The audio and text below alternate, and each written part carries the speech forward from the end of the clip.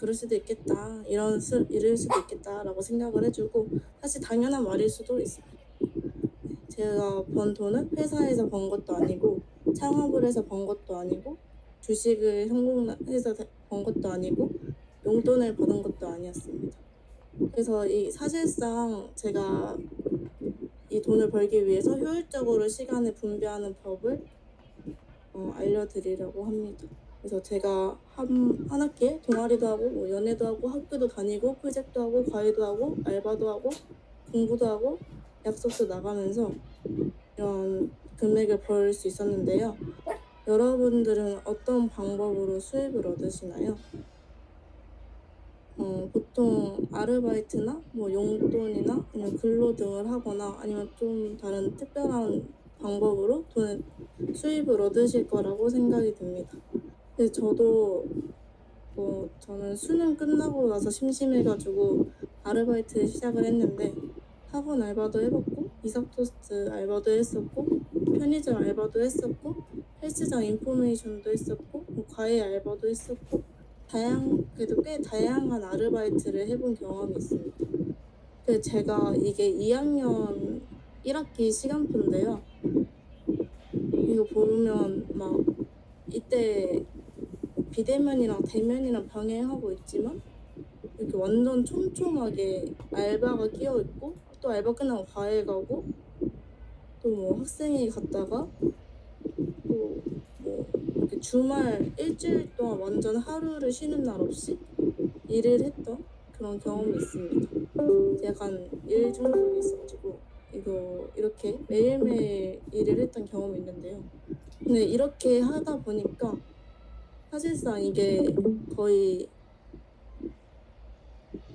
학원 알바, 과외, 이 여의도도 알바거든요. 그 GS25까지 총 4개의 알바를 하고 있던 시간표인데요.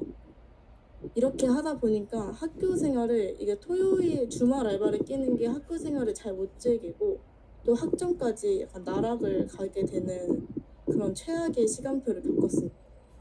그리고 이게 3학년 2학기 시간표인데요. 이렇게 되게 앞에서 봤던 시간표와는 완전 차원이 다른 널널한 시간표로 보이지 않나요? 그래서 이 최고의 시간표가 앞에서 봤던 그 최악의 시간표보다 수입도 많고 개인 시간도 많고 완전 여유로운 생활을 보낼 수 있었는데요. 저도 지금은 저러지 않아서 좀 잣대가 그립습니다. 네, 이렇게 삶의 질을 상승하는 시간표를 만드는 방법은 사실 저는 이것도 사람마다 성향이 다르니까 제 개인적으로는 그 하루에 몰아넣는 거를 저는 추천합니다. 그리고 오전 시간을 공략을 해가지고, 저는 헬스장 알바할 때 일주일에 한 번 토요일에 오전 6시부터 12시 반까지 오전 시간을 공략을 해가지고 조금 덜 자고 돈도 벌고 또 오후에 약속까지 잡을 수 있으니까 완전 럭키비키잖아. 그리고 또 수업이 있는 날에만 저는 알바를 잡는 거를 약간 추천을 드립니다. 왜냐면 이 하루를 온전하게 저만을 위해 보낼 수 있는 그 시간이 그 수업 끝나고 조금 쉬는 것보다 훨씬 효율적으로 시간을 보낼 수 있고, 또 체력적으로 좀 이득이 있어가지고 저는 수업 있는 날에만 알바 잡는 게 조금 효율적이라 생각이 들었고, 그리고 주말 알바는 좀 지양하시는 게 좋은 게, 왜냐면 저는 컴퓨터 학부 특성상 토요일에 시험 보는 날이 되게 많았는데, 그때 GS 알바할 때 점장님께서 대체 무슨 토요일에 시험을 보냐며 저한테 엄청 약간 핍박을 주셨던 경험이 있는데, 그래서 주말 알바는 학교 행사, 또 MT 같은 거 가면 금토 가는 게 많은데 이럴 때마다 눈치 보여서 평일에 하는 게 추천드립니다. 그리고 9시간을 하루에 하기 vs 3시간씩 3일 하기, 뭐가 더 좋을까요?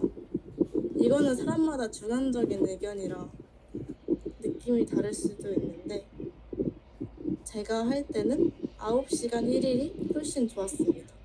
왜냐하면 3시간씩 3일을 하게 되면 또 왔다 갔다 하는 시간, 또 그 3시간 갔는데 3시간밖에 안 하고 또 다시 돌아오고, 또 그 날에 알바가 있다는 거는 심리적으로 좀 기분이 조금 우울해지니까 하루에 그냥 끝내자는 게 저는 더 좋았습니다.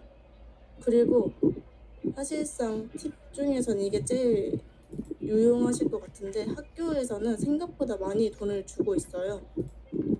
제가 1학년이랑 2학년 때는 거의 다 그냥 빵원밖에 없는데, 국가장학금 빵원 받은 거랑 그냥 짜잘짜잘하게 받은 거 이것만 있는데, 2023년 3, 4학년 때 받은 거 보면 약간, 아니다, 3학년 때, 이게 3학년 때 받은 금액입니다.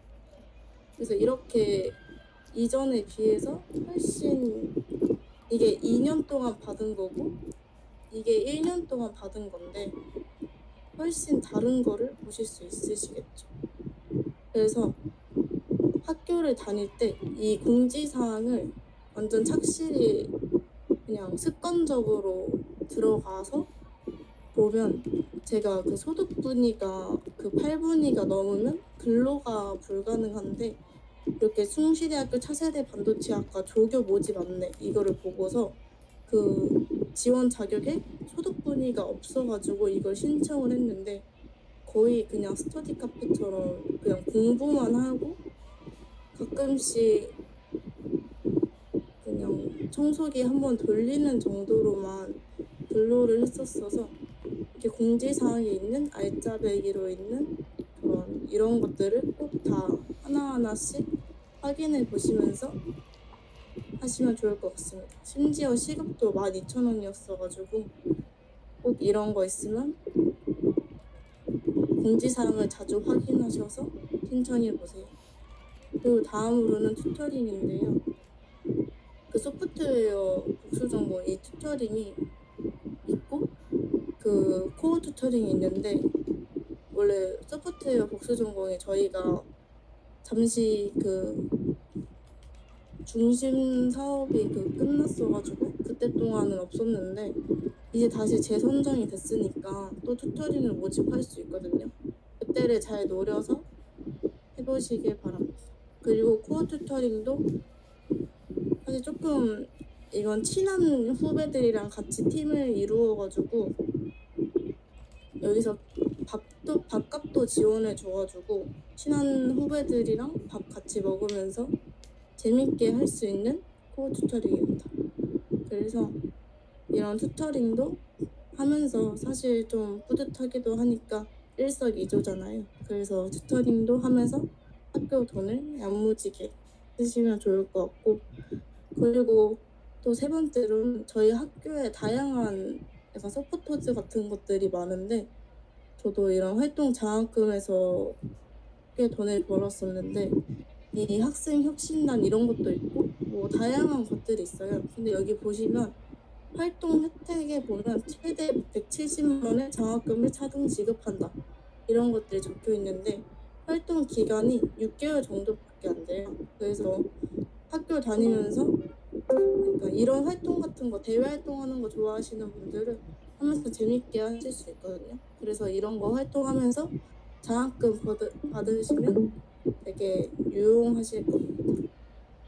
그리고 교내에도 공모전이 되게 많아요. 그래서 교회보다 지원하는 인원수가 적으니까 경쟁률도 낮고, 그래서 교회보다 상 받을 확률도 높고, 그래서 교내 공모전에 많이 나가보시는 걸 추천합니다. 저도 그 학교에 있는 그 소프트웨어 공모전뿐만 아니라 그 발명 아이디어 공모전도 나갔었는데, 사실 그거를 진짜 발명하는 게 아니라 발명의 초안까지만 만들면 되니까, 저희가 컴퓨터 학부니까 다른 공과대학보다는 상대적으로 그 발명 분야에 대한 지식이 부족하지만 충분히 해낼 수 있고, 또 그것뿐만 아니라 뭐 다양한 뭐 사진 공모전 이런 것도 있고, 뭐 캡스톤 이런 것도 있고 되게 다양하게 심지어 그 슝슝이 캐치프라이즈인가 그런 것도 있으니까 자신의 취향에 맞는 공모전을 하면서 조금만 해보시면 상대적으로 공모전을 통해서 많이 상금을 획득하실 수 있습니다. 그리고 제가 개인적으로 생각하는 꿀알바의 기준은 일단 짬나면 공부를 할 수 있는 거예요. 왜냐면 저희는